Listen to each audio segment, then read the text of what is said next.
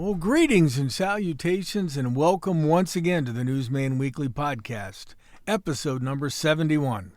Folks, who can take a sunrise, sprinkle it with dew, cover it with chocolate, and a miracle or two? The Candyman can. And friends, we have the Candyman coming in to visit with us today. That's right, Chris Beers, the founder and owner of Grandpa Joe's Candy Shop, is our special guest on this week's show. Chris was in town on Thursday for the opening of his newest store in downtown Mansfield, his 20th in about 6 different states. He graciously joined us here in the podcast studio for one of our patented long-form interviews. We recorded that interview just a few hours before the store opened, and it was a fascinating look at the candy entrepreneur from Pittsburgh. So stay tuned for that sweet chat. And how many times have you been since it opened? Did you just go the once? No, I went in with my wife and her friend, and once again didn't buy anything, but it's just a great place to go and look around. I went in for the grand opening and then took my kids there and ended up spending $100. I was like, listen, there's going to be a lot to look at.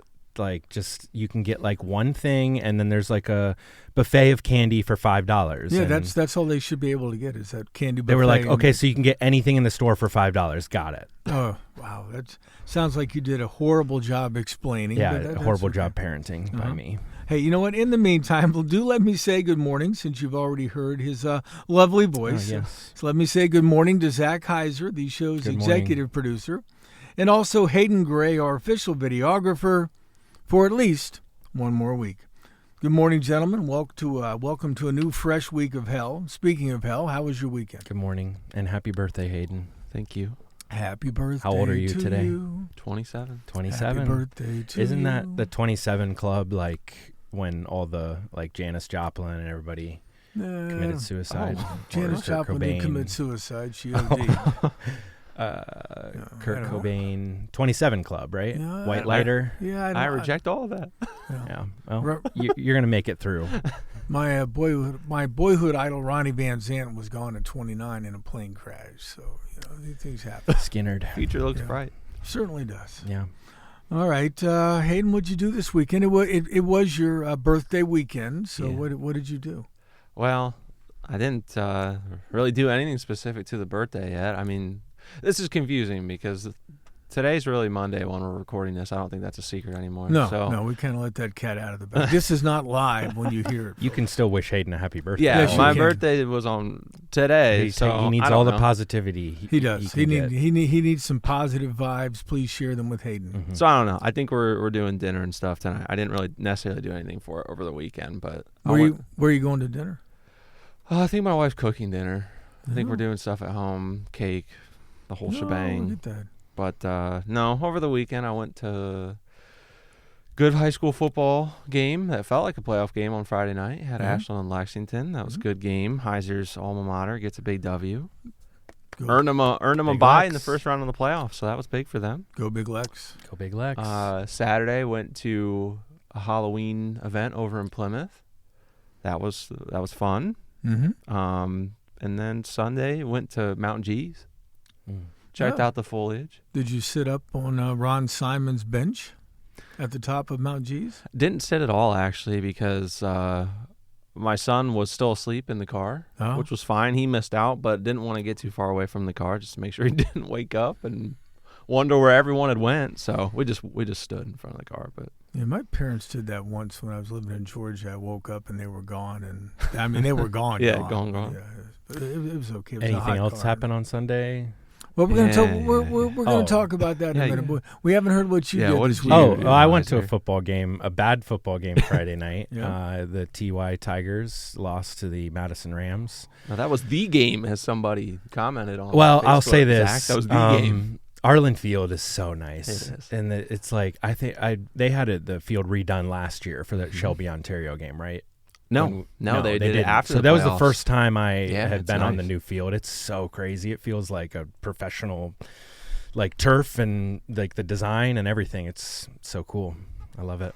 Fun Can't wait facts. till the Tigers are good again. Fun facts about your game, Zach. It was the first time that Madison has beat Mansfield Senior at Arlen Field since 2011, I'm Wow. pretty sure. And then it was the first season that Madison's had. That was the most wins they've had in any year since 2016. Well, I did see So Zac and his wife and his daughters yesterday while I was frantically scrambling around town covering news here, there, and everywhere. But Orange Cone yeah, Fest. the Orange Cone. They're at the Orange Cone Fest. I was at the Providence Baptist 71st anniversary, and they also unveiled the street sign for the Reverend Dr. Verdell Larson, so covered that and ran over to the Orange Cone Fest. That's when I saw the Heisers. And then I went home for a while to edit the pictures from the church, and then came back later to get additional comments and photos. Did you see Jimmy Vincent Band? That's I took pictures, and Nice. If you look at the story that I did, it has a photo gallery. In fact, the lead picture on that story is Jimmy Vincent. So, Oh, wow. Yeah. Yes, there So it yeah, is. so maybe I did see Jimmy Vincent There it yesterday. is. Maybe Heiser should check Yeah. his website Yeah, here's the thoughts. Okay. every once in a while. We'll link it in the show notes. Yeah, thank you for that. Speaking of Sundays and things, we do have a bet that must be paid off at this point. Hayden Gray is a huge Pittsburgh Steelers fan. As you all know, I am not only a fan of the Green Bay Packers, I am an owner. And have been since 1997, way before Hayden was probably even born. Yeah. But anyway, Well, we he's did have a 27, bet. so- Okay, that's true. We did have a bet on last night's game, Green Bay at Pittsburgh. Green Bay had not won at Pittsburgh. The last time they did that, Bart Starr was the quarterback. Really? Yeah, Brett Favre never won at Pittsburgh. Aaron Rodgers never won. Jeez. Aaron Rodgers Technically, beat the he has one at Steelers. Pittsburgh. Well, yeah, he beat the Steelers in the Both Super these Bowl. teams are but- so annoying in all their Yes. success. But anyway, last night, Green Bay did indeed defeat the Pittsburgh Steelers on the banks of the Monongahela and these other damn rivers they got over there. Allegheny. There's three In of them. Allegheny, Monongahela. What's the other one? It's bad. I don't know the other one. 3 rivers anyway. So the bet was that if Green Bay won, or actually Pittsburgh won, I would have to wear a Steelers jersey. What a great birthday gift that would have been. Yeah, but unfortunately, a great second half for the Packers last night. They defeat the Steelers 35-25, and now Hayden gets to wear a Brett Favre jersey and also the cheesehead that I brought along with me today. This is a great moment. These freshly washed. Yes, well, yeah, they've been hanging Brett up Favre yeah, jerseys. Yeah, they haven't been worn in years. I don't wear a lot of football jerseys. They but- smell like Hunnell's closet. Yes, no, they say I kind of probably do. Look at that. That is just a nice that looks look. nice. That's Like a clean. youth It is, That that is a clean. nice look. And now now here comes Got the white hoodie This is underneath. clean. That's here yeah. comes the coup de grace, There it is. ladies and gentlemen, the cheesehead. Hold on a second, Heitz. Let me slide over. Yeah. There we go. Oh, that's perfect. That's perfect, Oh, folks. You have to watch this on YouTube because Hayden Gray, Oh man. a vowed Steeler fan, is now wearing a Brett Favre jersey and a cheesehead. But you know what, Hayden? Talk amongst don't like yourselves you, for a Isaac. minute because I don't want Hayden to suffer get your alone. So jersey yeah, on. hold on. Well, yeah. What do you need to know? It looks good on you. The cheese head. Like I said, I wish this could have been like an AJ Hawk jersey. That would have at least eased the burn a little bit as an OSU fan you have too. Brett Favre, isn't he a criminal? I think so. No. I don't like wearing Now this. that Hunnell's off the mic, we can talk about Yeah, all this Brett criminal Favre's, jersey. checkered past. But I mean, I hate prime time. You just stress about the game all day long, and then your night's ruined. well, and then you go to you- bed too late you in play a bad mood. You play a It's the great worst. first half too. That's what Yeah. makes it worse. Yeah. Man. I almost went to bed at halftime. You play a great first half. You win the first half. See, this is the way I tried to look at it, but it still sucks. We won the first half, no You did. doubt about You it. did. And then Green Bay wins the half that matters, and it wasn't a 10-point loss. I mean, what, you were up by It was 35-19 at Yeah. some point. so it Yeah, looks blah, better blah, than blah. it was, Yeah, man. Packers scored on all 5 second half Yeah. possessions. We don't need to So- rehash it. No, it was a great. It was a glorious second half. Let's talk about my Cavs. Okay, Nah. let me tell you. I'm not saying I'm superstitious, but I watched the first half of the game on TV, There's Amy. I need Amy to help me. and the Packers absolutely biffed. So second half, my wife had gone to bed, so I turned off the TV. I got it on my laptop. I put it half screen, turned the sound down because I hate Chris Collinsworth. Yeah. And then I got there's the guy. Yeah.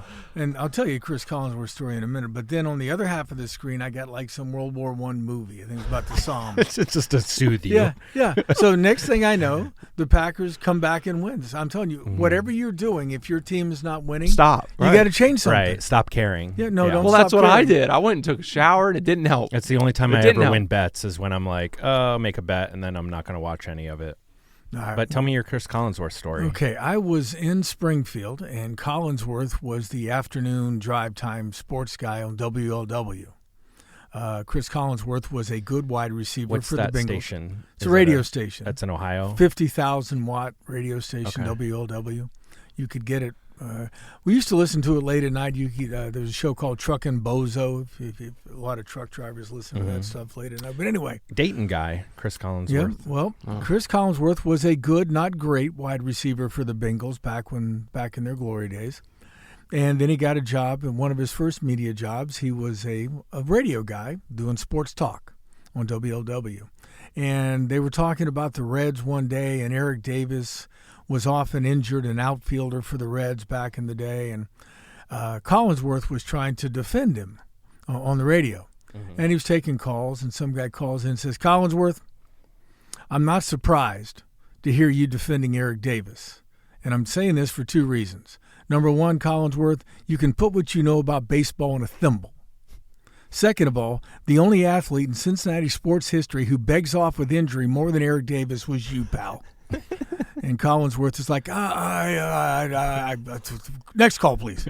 And dumped that call pretty quick. So that's good. That's my Collinsworth story. But you're busting to say something about the Cavs good, right? and the gambling-ridden, 2-1, gambling scandalized NBA. A few bad apples. Listen, we don't claim Damon Jones anymore. You know, that's crazy. I mean, as much as I'd love to be running illegal poker games and like hanging out with the mafia, that's probably not the right thing to do. No, probably not. No, but the NBA on the court, the product's like ridiculous. I don't know if you guys saw any Wemby highlights over the weekend, but that's we have to change. Here's an game. Athlete that you just have never seen before. We have to change the entire sport.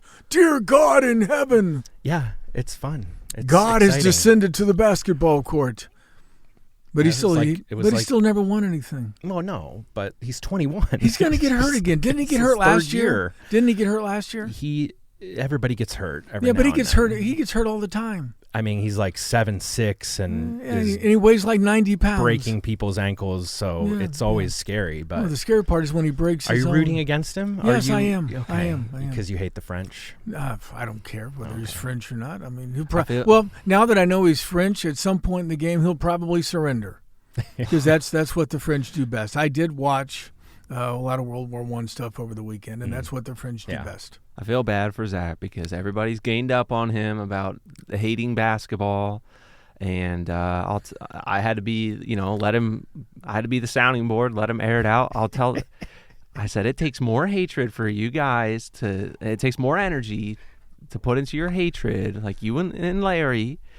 Just hate the game now, and it takes more energy to hate it than to just not say anything. No, you hate professional baseball, if it's not, and basketball.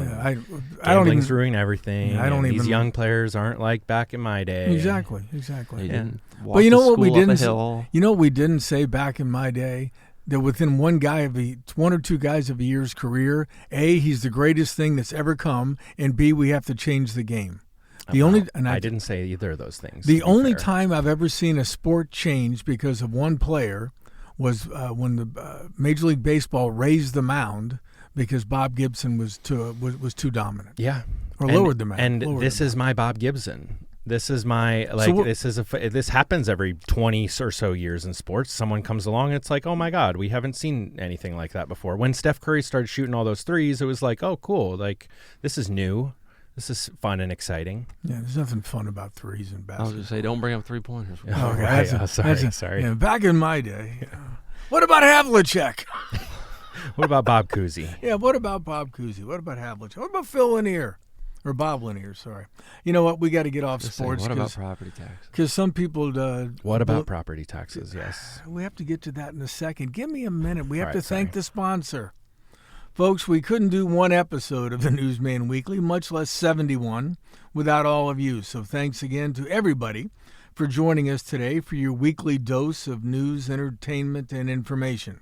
More information and entertainment. I apologize for that.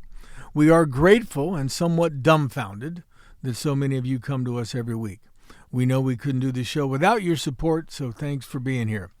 Many thanks also to local country singer Luke Watson for creating this show's theme song, Smoke and Drink, which Steeler fans are apt to be doing all night Sunday night after that game. That cheese head looks good on you, by the way. I'm taking it off when I talk about property tax. All right.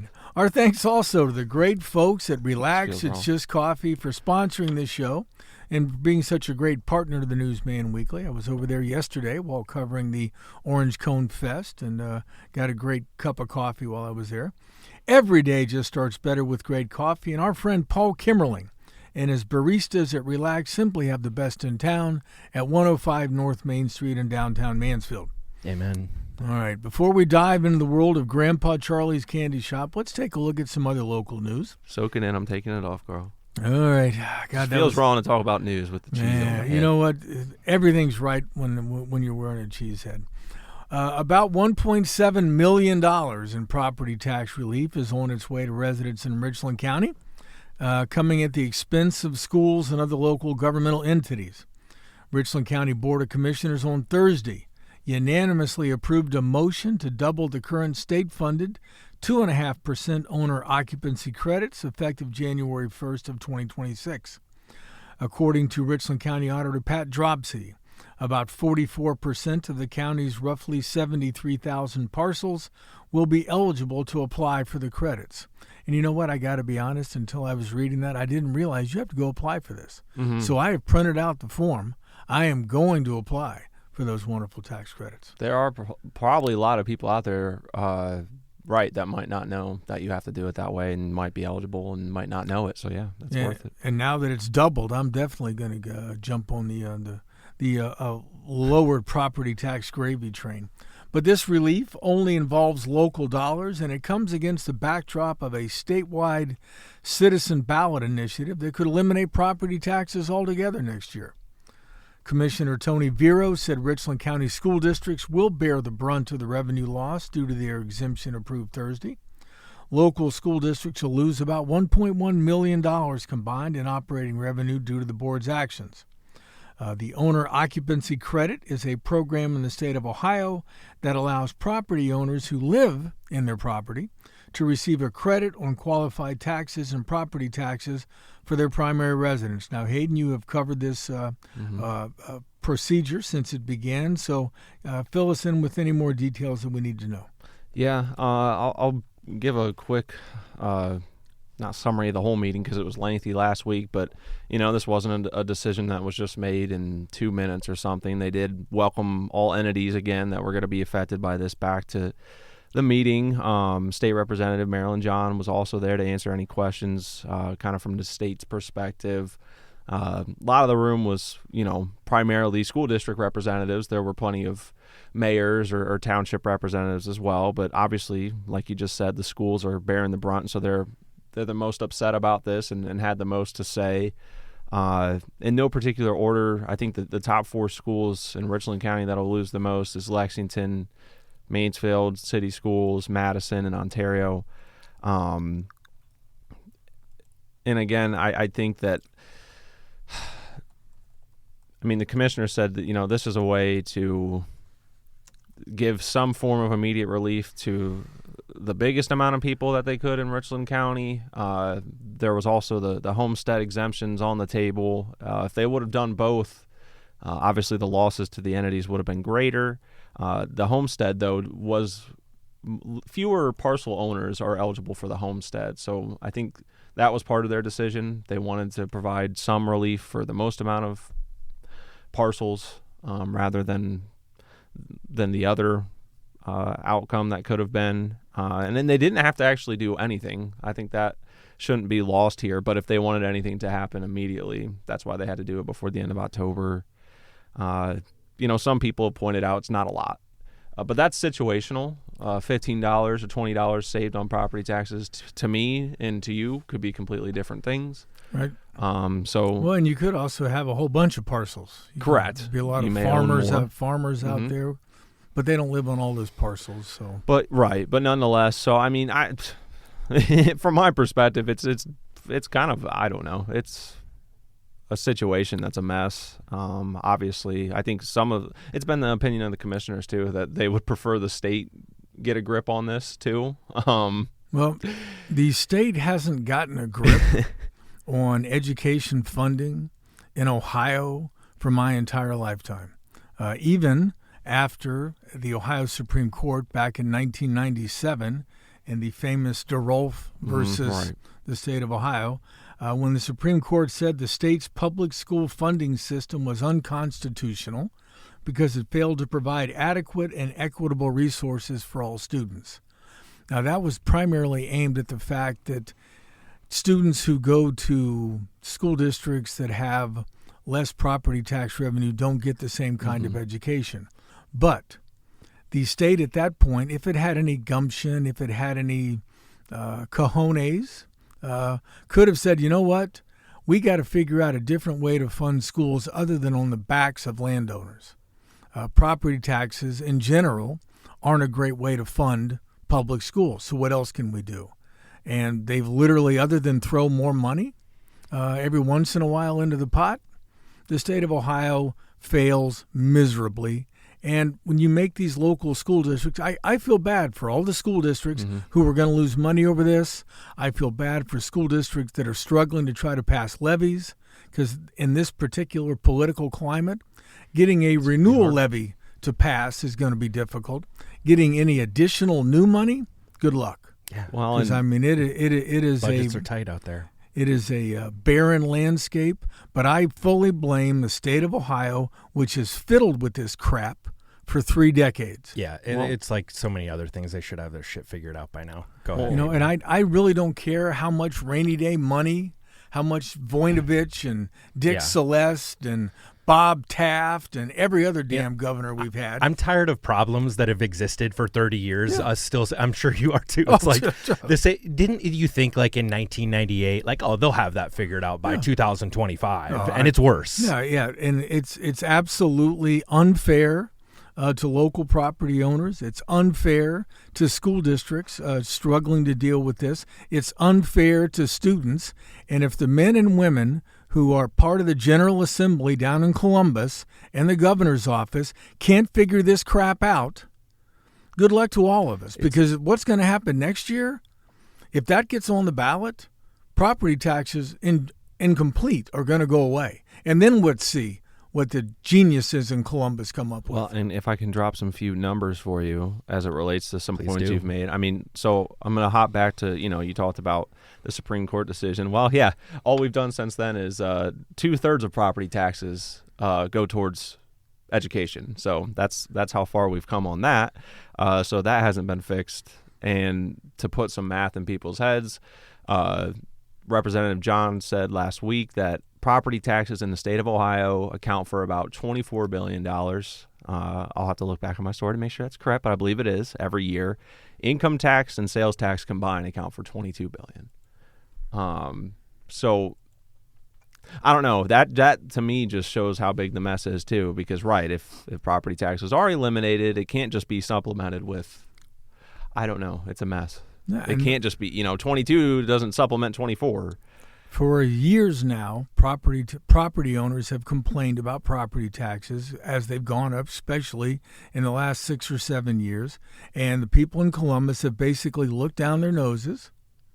I shouldn't say that. They didn't look down their noses. They just didn't take it seriously. It's almost as if many state and federal politicians don't want to fix the problems. They just want to get reelected, and they say a few things to get some votes and align with some special interests and line their own pockets, and it's almost as if it's all corrupt. Well, and I understand what Marilyn John's saying, that they've done some things.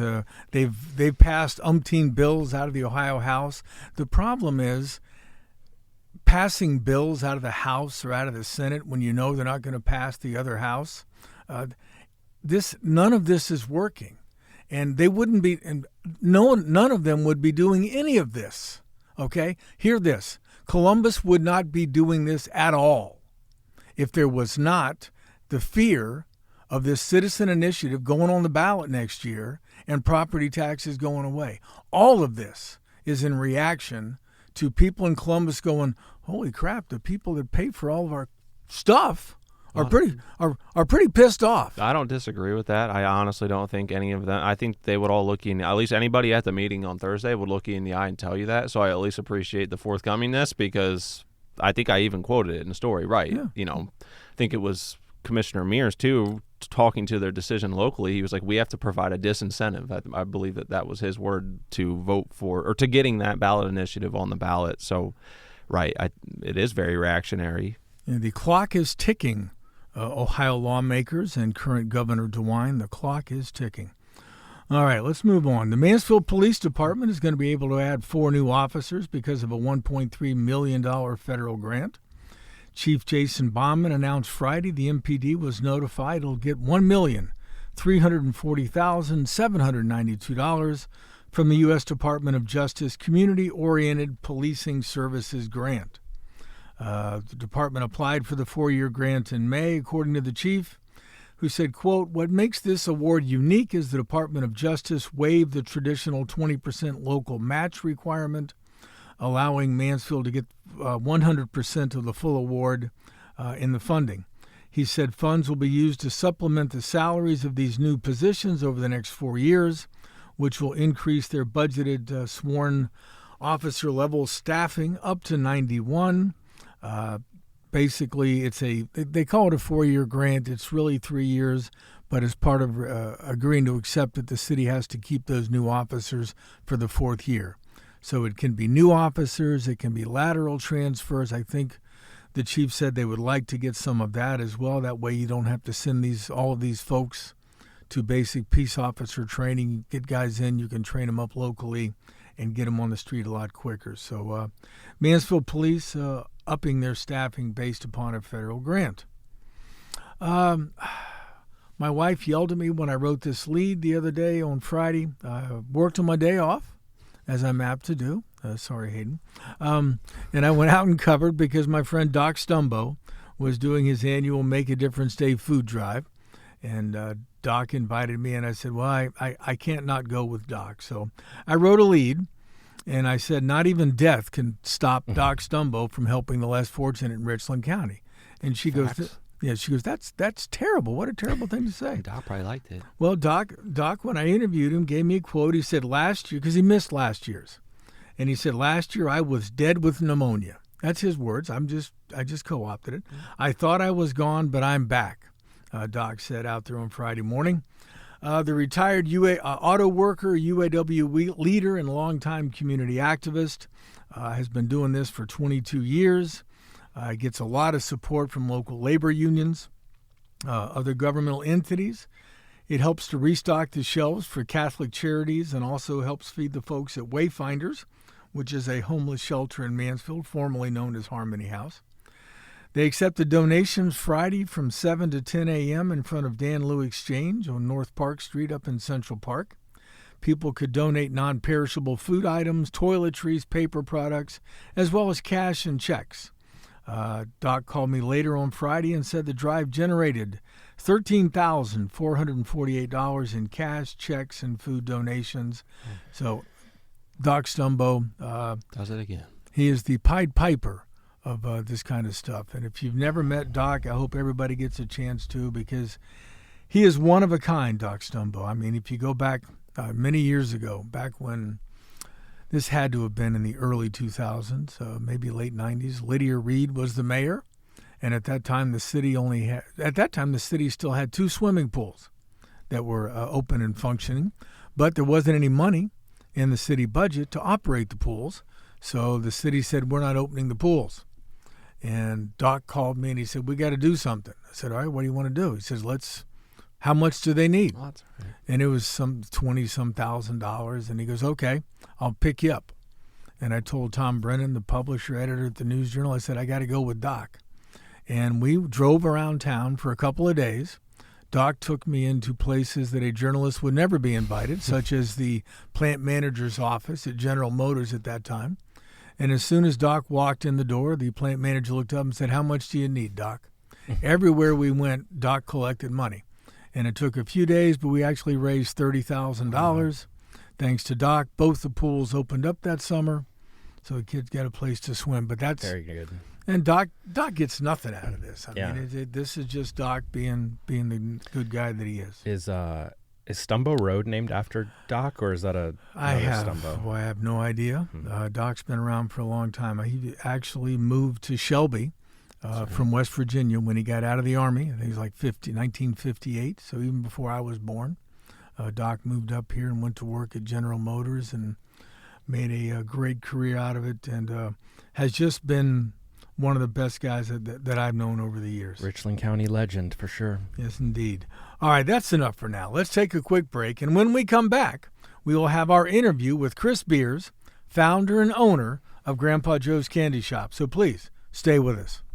Well, welcome back to the Newsman Weekly podcast. Joining us now, as promised, is Chris Beers, founder, owner, and chief magnate of Grandpa Joe's Candy Shop. Good morning, Chris. Welcome to Mansfield, sir, and thanks for taking time to join us on what's going to be a very busy day for you. It is absolutely my pleasure. Thank you for having me. Now, Chris just opened. We're taping this on Thursday morning, so the store's not quite open yet. It doesn't open until 4:05, and we'll talk about the importance of the 05 here in a little bit. But just opened his 20th Grandpa Joe's Candy Shop in Mansfield in the historic Caldwell Bloor building at 80 West 3rd Street. Graciously taking some time on Thursday morning to visit with us just hours before the store opens. So, Chris, let's start at the beginning if we could. Introduce yourself to Mansfield. Where are you from? Where did you when and where did you dream of becoming an entrepreneur? And when did the idea of candy enter that picture? Yeah, so first of all, thank you so much. It is awesome to be here in Mansfield, and our social media experience so far has been phenomenal. People are really, really excited about us being here, and that's the first part, right? Now I have an obligation to make sure that I provide an experience in a store that blows their socks off. So that's what we're here to do, and super, super excited about it. Where did it all begin for me? Yes. 2012, I opened up my very first candy shop called Grandpa Joe's in downtown Pittsburgh. Now, why a candy shop, right? I was in the restaurant business. Actually worked in Ohio for a chain called the Spaghetti Warehouse. Oh, yeah. I've been to, I think the one I was at was in Cincinnati many years ago. Yeah. Excellent. So decided that the restaurant business, it was time for me to try something different. Always had that entrepreneurial spirit. My father owned his own business. He was in the real estate business. And just decided it was time to try something different. So my wife begged me, can we please buy a house before you quit your job? So wives will do that to you, you know. and she made the right choice. So I quit the job and opened up a 900 square foot candy store with about $3,500 in my bank account. And the rest, I guess, is candy history. But why candy? What attracted you to the candy business? So I have a small obsession with Willy Wonka and the Chocolate Factory. Okay. And when I was in the restaurant business, I recognized that the customers had a special reaction to candy. Spaghetti Warehouse 40 years ago used to have a candy counter at their checkout register, and they did away with it years and years ago. Well, I brought it back into the locations that I was managing, and the customer's response to something like wax lips or candy cigarettes or Smarties lollipops, they just get so excited, and it just brings back memories.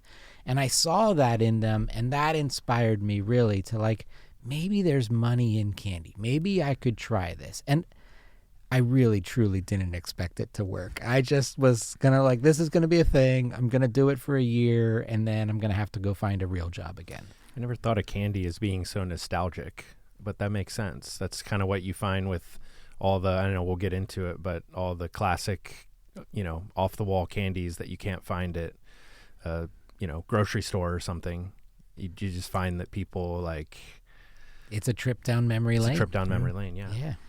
Oh, no, you mentioned Willy Wonka and the Chocolate Factory. I was 10 years old when that movie opened back in 1971. I found it amazing. Funny, very disturbing in a lot of ways, and wonderful. The late Gene Wilder was perfectly cast in the title role. Jack Albertson was the grandpa we all wanted once he managed to actually get out of bed. Now, you're a lot younger than I am, so how old were you when you saw the movie, and how did it have such an impact on you? I was probably less than 10 years old. I read the book I remember reading the book as a child, one of very few books I've ever actually read, to be honest with you, but I enjoyed the book more than the movie.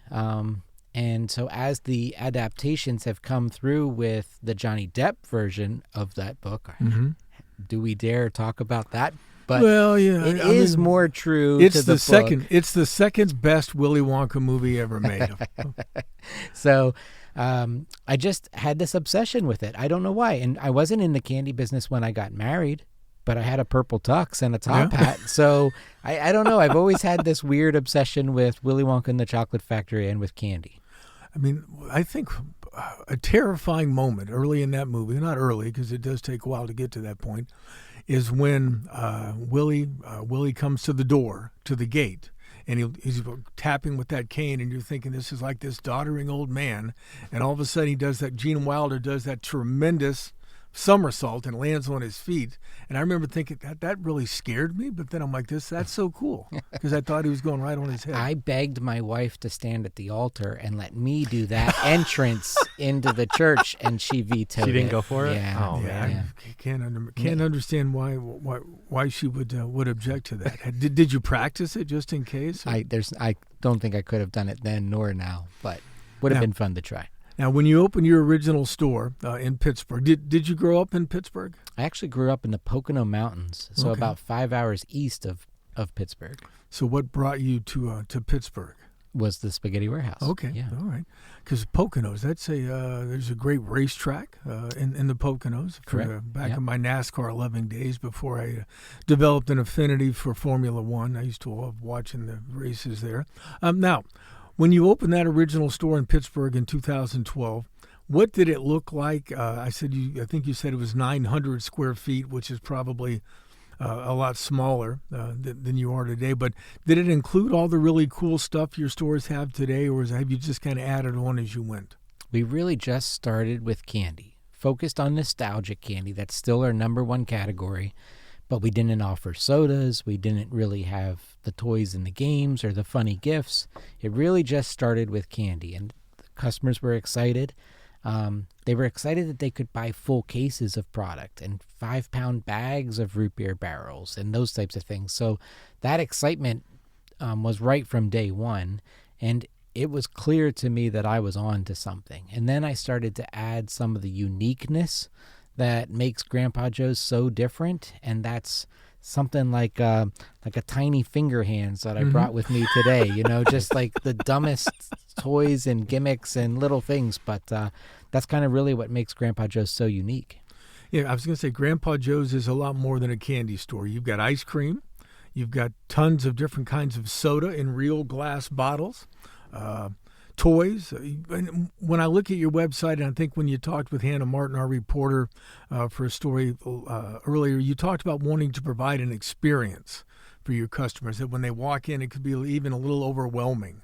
I think the store that you're opening here in Mansfield is like 4,000 square feet. So describe what that experience is going to be like when somebody walks in your door there on West 3rd Street. My staff can identify a new person instantly because they're not expecting it's a candy store. But then they open the doors and there's flashing signs and there's inventory from floor to ceiling, and it is overwhelming.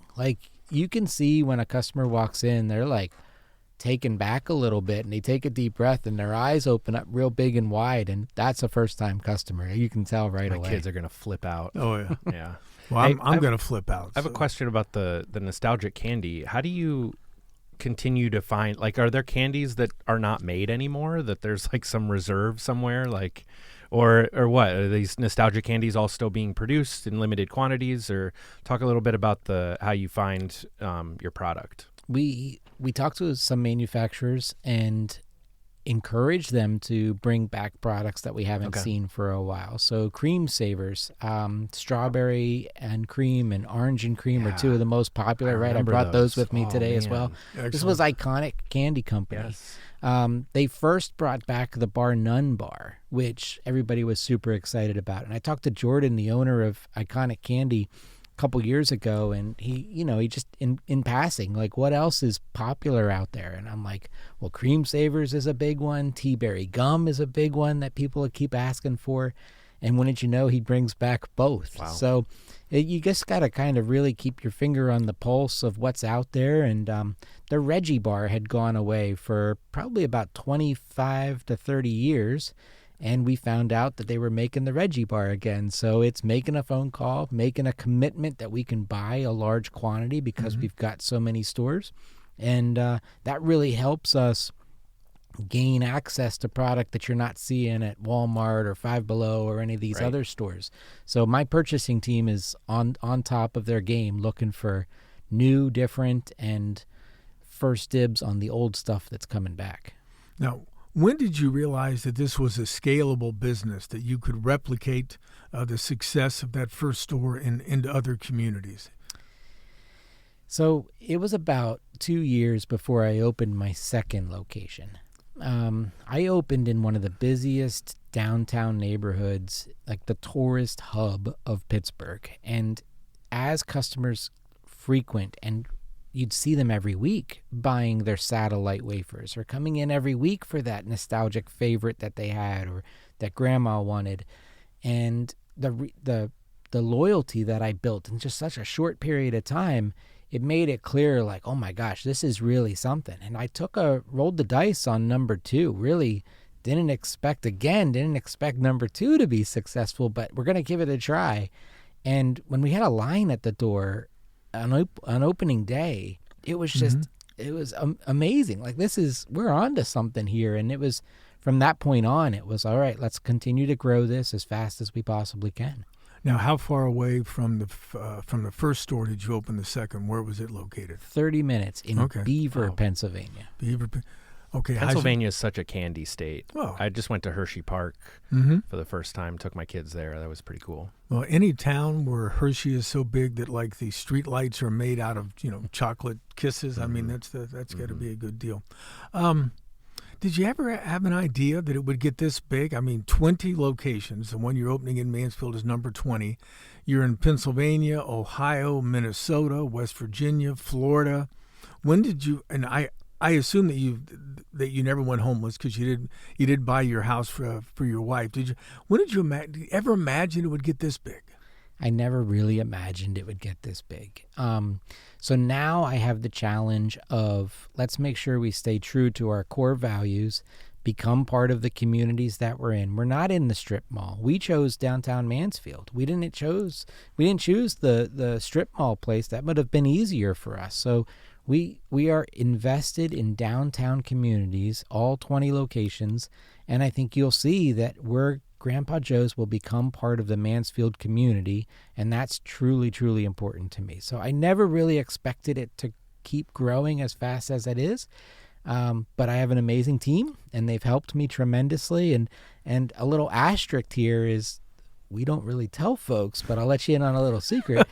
We provide candy to about 17,000 wholesale customers all over the United States. So I have a massive distribution center in Pittsburgh, and we have customers all over the state of Ohio and the rest of the United States that are buying their candy to resell in their candy stores from us as well. And that really helps keep our pricing so competitive that you see really good value inside our stores. Now, one of the things people will see in your store, and I just thought of it, it's actually not in questions that I had prepared, is the $5 box.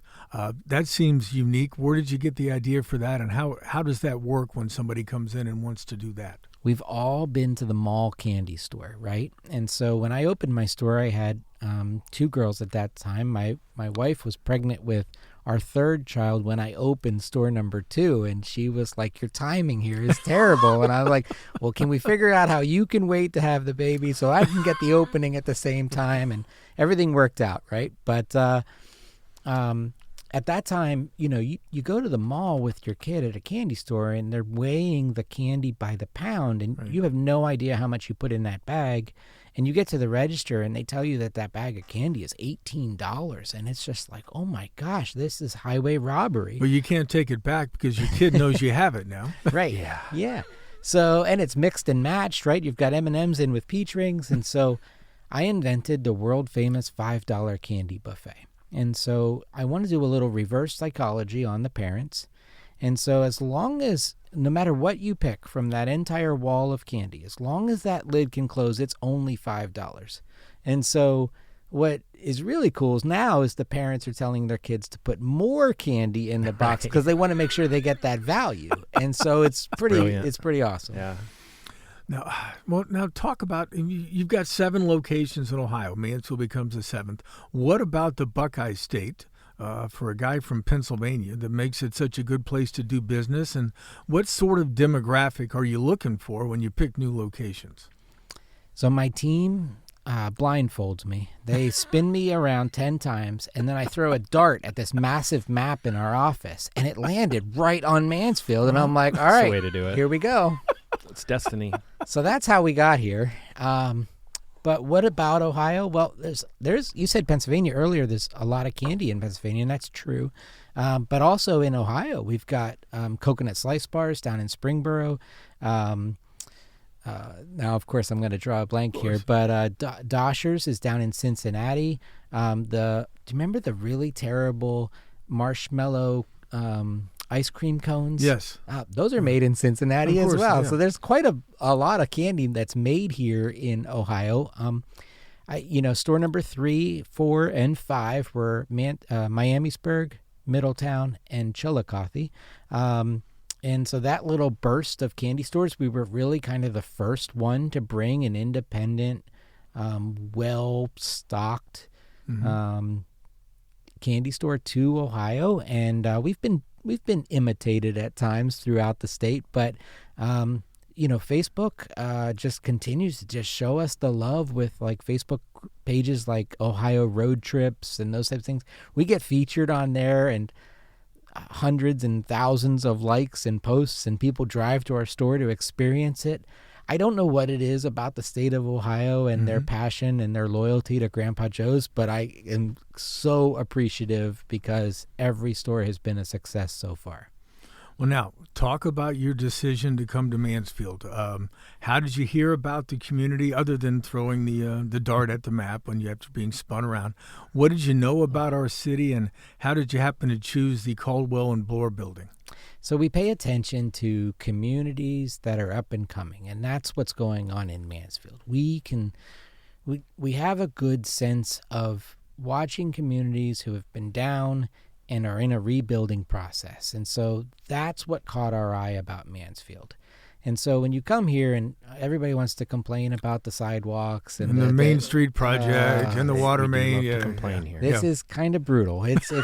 I feel for all of the businesses that are here, but something great is happening, and the businesses that are here that have already done the work to get 3rd and 4th Streets up and running.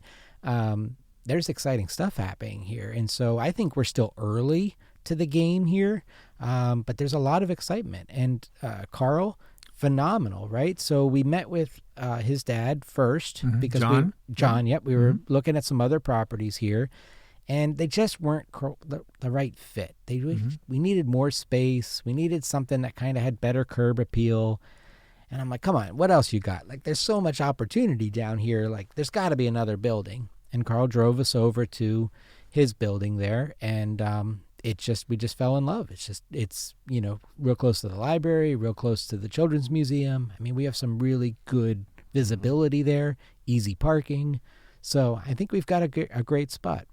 Yeah, just for truth in advertising, Carl Ferniak is also the gentleman who founded Richland Source back in 2013. Correct. He owns the building that we're currently sitting in. I just want to throw that out there so people understand. But yeah,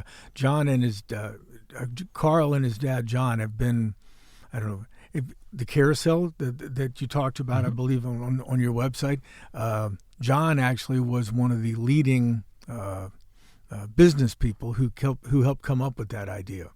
And of course, like most things that happen in this city over the years, when it was first described and imagined, people were opposed to it, like they are many things.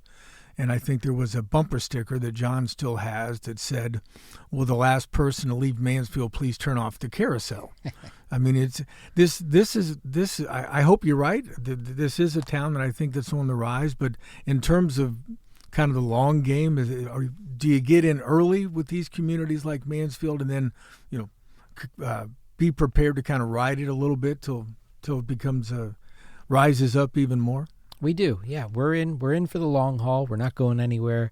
But I think what you're gonna find with us and what's happened in our other communities is we become the tourist destination. We become one of the top destinations in the community.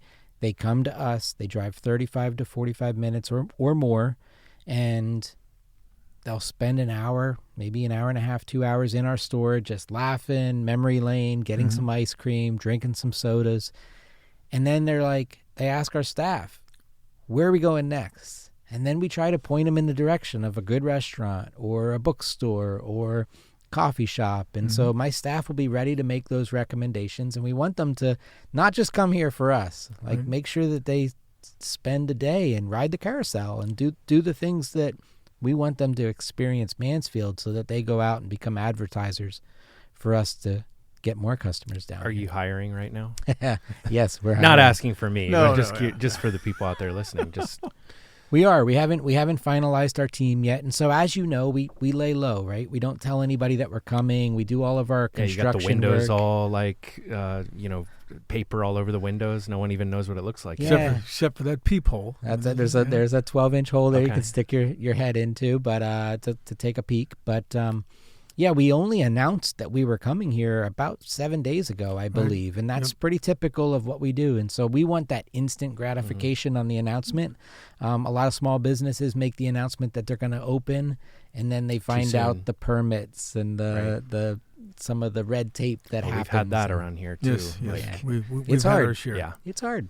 Well, one of the things that when you go to hire staff, and obviously when you talk about them kind of promoting other things in Mansfield, what's the training process like? I mean, how do you instill those core values of Grandpa Joe's? And then are they usually local people who understand the libraries over here, the coffee shops down there? I mean, is it local people that you're counting on to kind of carry that message? Definitely. Yeah, we want our staff to help us with that. You asked about the training program. We sit them down and they have to try every single product before they leave on their first day, and they get so sick and they throw up, and it's a lot of fun to watch.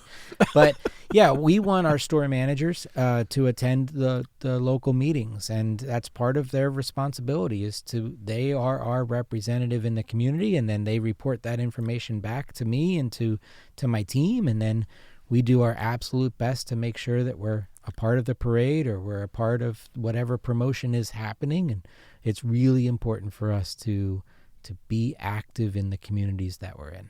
Now, how big, ballpark, I won't ask you to tell me exactly, but how big has the team gotten? I mean, and whoever is running your Facebook stuff, genius, brilliant. Don't know if it's you, don't know if it's somebody else, but the stuff you guys have done the last week on Facebook has been off the wall. Thank you.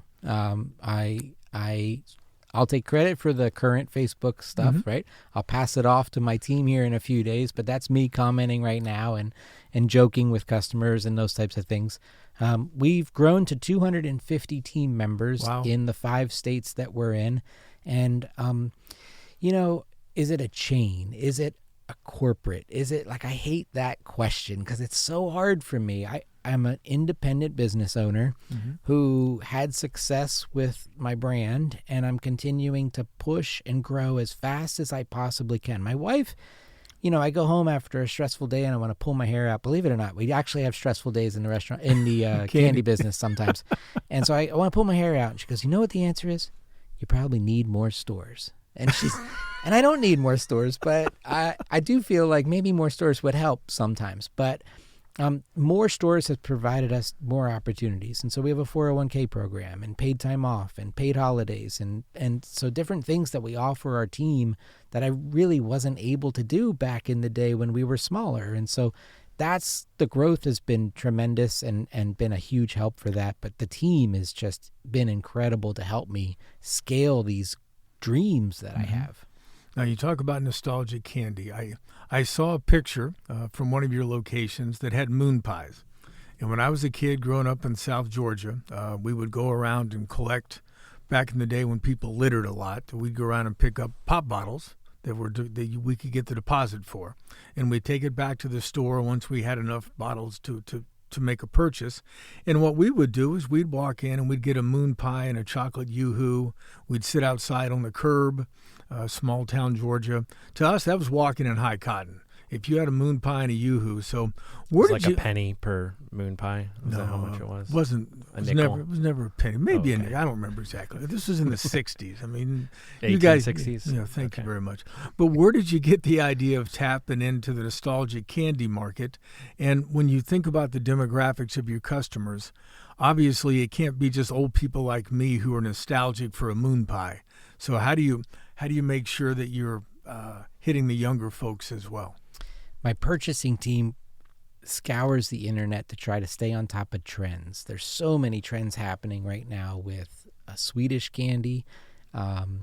Peelers is like this candy that has like a harder gummy on the inside and a softer one. You can peel the outside layer off of it. The Dubai bar is incredibly popular. That just came out of nowhere maybe 6 months ago. Then there's an angel hair bar, and it has Turkish cotton candy inside the chocolate. There's so much trending happening right now, and we're on top of it. We've got it for you. But the nostalgic is where it's so popular, and we have to have that mix. We can't have just the old people's candy, but we got to have the new stuff, and it is constantly changing. We bring in about 100 new items every month. That's 20 new items a week. I mean, it's wild, and it's just constantly keeping up with new, and then trying to find those old things that are going to eventually come back. Now, at the end of a busy retail day, and you're going to be open, was it 7 days a week? Correct. 7 days a week. Is it elves that come in at night to restock the shelves, or how do you make sure? I assume you've got a big supply closet in the back. No, I don't want a closet. When we talked about the build out for this store, he says, "Where's your storage going to be? What do we need storage for? I've never made money in a storage closet before." So we stack it high and we watch it fly. So inside our store, you'll see that every case already has its backup right below it. And so if you want to buy the whole case, you're more than happy. But everything is stacked right inside the store. And how do we keep it full? Well, regular deliveries, from our Pittsburgh warehouse. The truck will be rolling into town once a week and keeping the shelves full. Now, my youngest son does logistics and supply side stuff for Hewlett-Packard. He works in Spain right now and has for years. But he will talk to me and tell me about companies have to figure out logistics and pricing of logistics and moving things into everything they do. So as you add stores and now you're in Minnesota, Florida, how much more interesting and challenging does the logistics get when you're doing basically on-time delivery to fill up this particular bin? Yeah. We lean on that distribution side of the business. So we have several trucks, and our trucks, this truck, does it go and does it service Cleveland and hit our Cuyahoga Falls store up there, and then hit the Giant Eagle market districts that we service in that region, and then come back down here on its way home before it picks up? We're going to pick up product as well, or supplies on our way back, because we want to backhaul as well. Or do we hit the Columbus market and then swing up here to Mansfield before we head back home? I'm not quite sure how it's going to work, but the team will make it happen. Now you're opening at 4:05 p.m. I've seen you on television interviews in other communities, and you talk about the 4:05 p.m. Not 4 o'clock, not 4:02, not 8 a.m. 4:05 p.m. Where does that come from?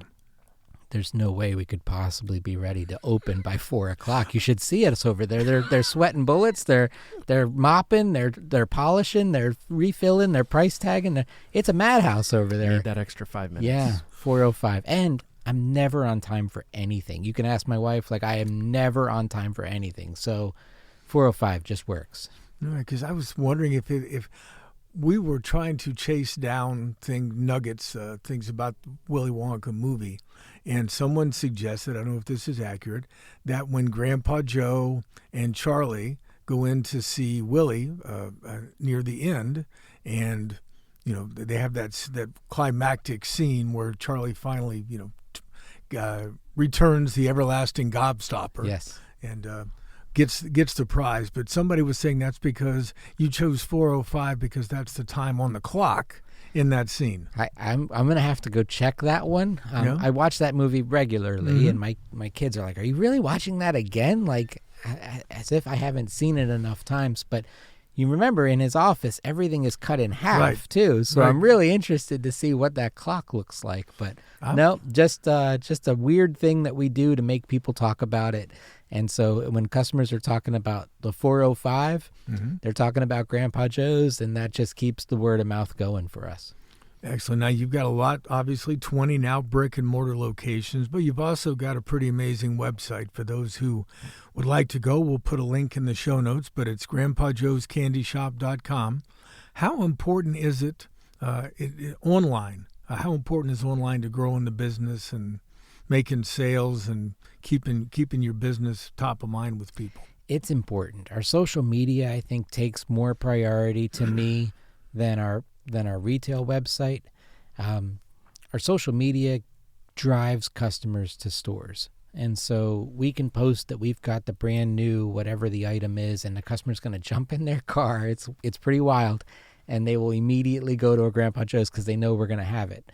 The retail website, to be honest, it's not something that I've really stayed focused on. And during COVID, when we all had to close all of our stores, I flipped the website to be free shipping with any $20 purchase. And I laid off about 100 team members back then, and I had no idea what was going to happen. The uncertainty of everything. And the amount of online orders that came in, it was overwhelming. I actually had to bring staff back onto the payroll just to help me get the orders out the door, but I just wanted to turn my inventory into cash during that time. But as we continue to open more retail, the retail experience is really the primary focus for us and not the retail website. I think we're going to continue to put more emphasis on the retail website, but you can buy a candy bar on anybody's website. Go to Amazon, go to Walmart.com, whatever. They're going to have all the boring candy. If you want the good stuff and the nostalgic stuff and the Necco wafers and the wacky wafers and the Tartan Tinies and the things that you haven't seen, then you're going to grandpajoes.com or you're coming into one of our retail stores. But the right way to do it is to drive to a store and experience it. The website just doesn't do it for you.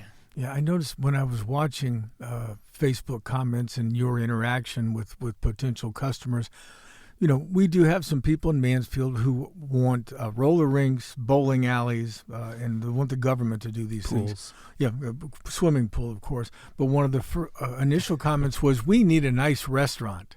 And I think you had a wonderful reply. Ice cream for dinner, we won't judge. I mean, that's the kind, and I also saw you had so many people asking about this specific thing or this specific thing or that specific candy, and I'm amazed because I think you answered almost every one, and it was, yeah, we have that. It makes it pretty easy, right? When we always have it. But 20 different flavors of ice cream. It's Perry's ice cream, made right here in Ohio, hand scooped. We're making milkshakes, we're making malts, we're making floats. Super excited for everybody to see all of the great ice cream flavors that we have. Yep, Mansfield needs a restaurant. Do you know how you're going to get a restaurant into Mansfield? You're going to support the businesses that we have. And then the guy that wants to open a restaurant is going to be inspired because all of these other downtown businesses are doing so well. And that's teamwork makes the dream work, and it's going to happen. Spaghetti Warehouse, maybe. You know anybody with that? We do need a good Italian restaurant. Well, you are singing the mayor's singing the mayor's song right there when you talk about that kind of teamwork. Now, I got to ask you. Obviously, some wonderful marketing ideas over the years, doing great things. But you just pulled off a thing back in Canonsburg, back in your hometown. Population, I believe, just under 10,000. Really nice marketing effort, got a lot of immediate attention. It involved first little rubber ducks all over town and then some giant ducks, I mean big ducks that appeared overnight. Talk about where that idea came from and how did you pull it off in the middle of the night? I don't tell people that we want to be part of the community. I am part of the community, and I owe it to Mansfield to become part of this community. But let's go to Canonsburg for a minute. So we've been in, that store has been open for 4 years. That's where I'm raising, my wife and I are raising our family.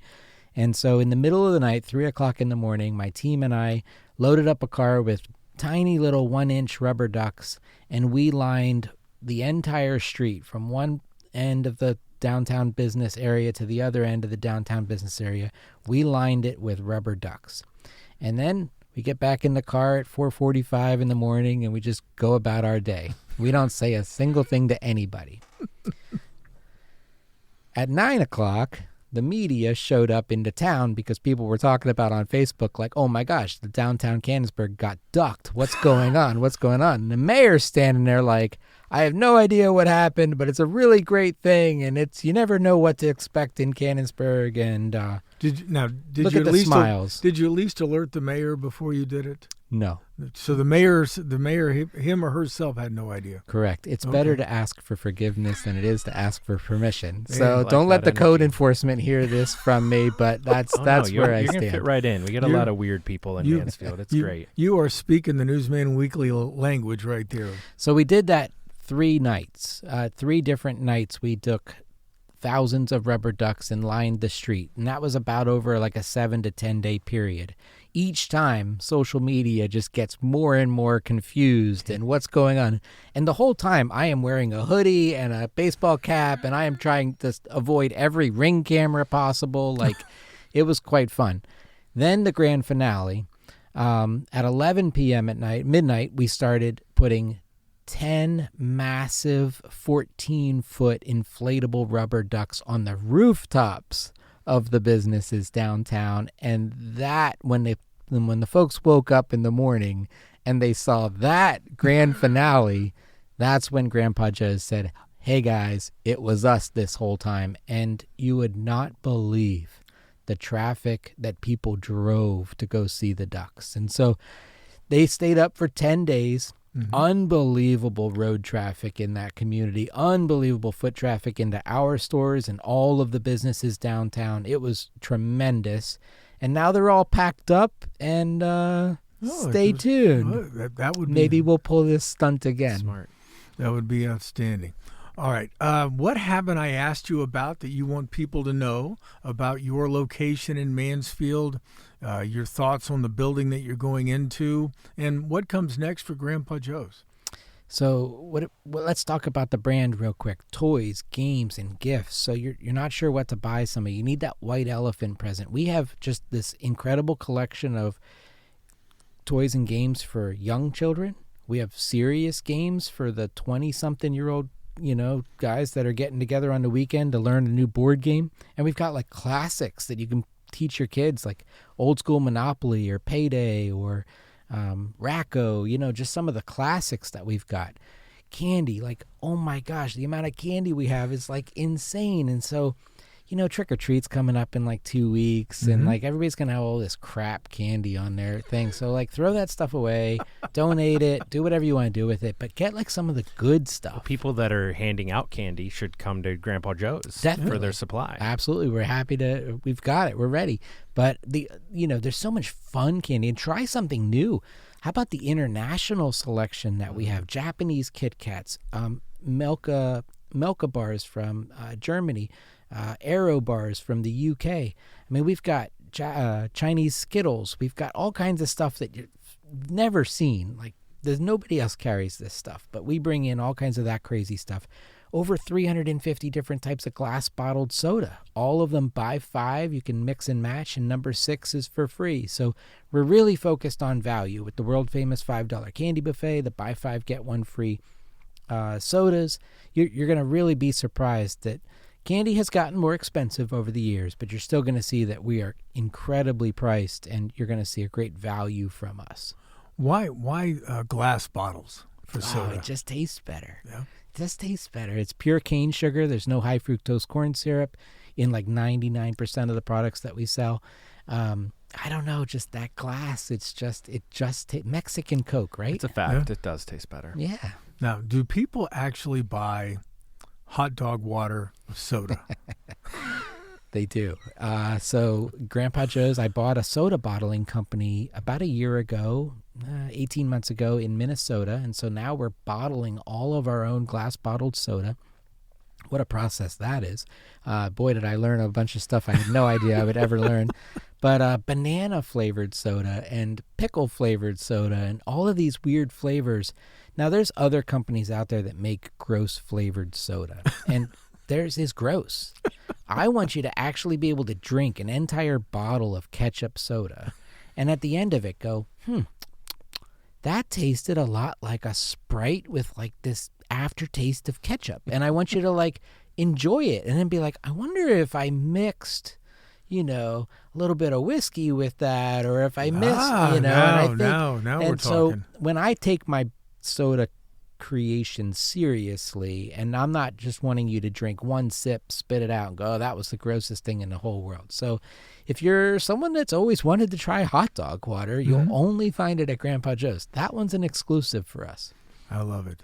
All right, folks, we are going to wrap up today's show on that note. Chris has got to get out of here and run up and open his 20th store. So many thanks to Chris Beers for joining us today, the founder and owner of Grandpa Joe's Candy Shop with its newest location at 80 West 3rd Street in downtown Mansfield. Open 7 days a week, so you got to get out there and check it out. But for now, thanks again to all of you for listening to the Newsman Weekly. I'll be back in a second to put a bow on this week's show. But until then, remember what famous candy maker Willy Wonka once said, "So shines a good deed in a weary world." Folks, I'll see you next week.